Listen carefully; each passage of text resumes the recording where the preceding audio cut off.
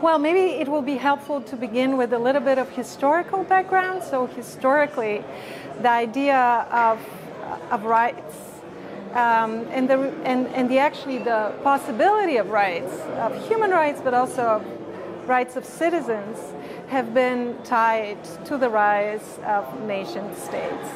So even though the Declaration, the American Declaration and the French Declaration of Human Rights and Civic Rights are very universalistic in language, there was also the understanding that the way to operationalize these rights, what makes them possible, is the framework of the nation state, of the democratic polity. What sustains a democratic polity is the idea of a people, of a demos. And that idea requires content. It's a political identity that does not simply exist. It has been created, and it needs to be, continues to be asserted and created every generation anew. Now, the reason nationalism today is associated with illiberal and extremist parties is because, of course, the history of the 20th century and a very specific German history in which one form of nationalism became very pathological and totalitarian, and worked out a terrible depredation and huge destruction in the world.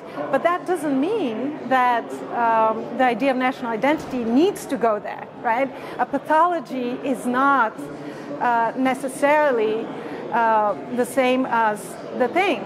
So yes, nationalism can grow pathological. That's probably true of every idea, but it is also true that a liberal state requires a form of collective identity that ties the diverse citizens and citizen bodies and groups in society together into a sense of why we are together and that we are together in the same boat.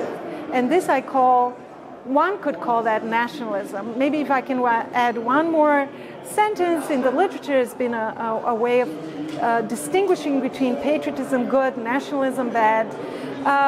This is controversial, and of course I can see the advantage of this, and maybe it's controversial to call for nationalism today, but it seems to me that that's something that's out there in the marketplace, in the political competitive game. And unless liberals and liberal-minded parties take up this challenge and provide a liberal understanding of national identity, this will become the preserve of extremists.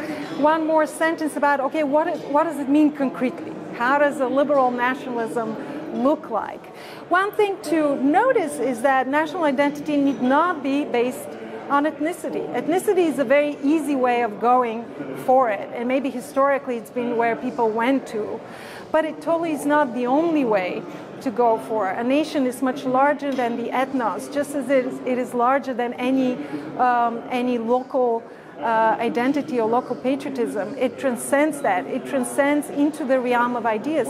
And so one way to define a liberal national identity is to say, well, it's based on principles, it's based on creed, it's based on constitutional values. That has been a very common way for liberals to Jan Werner Müller has talked about constitutional patriotism. So that could be one version of a liberal nationalism, and there are others.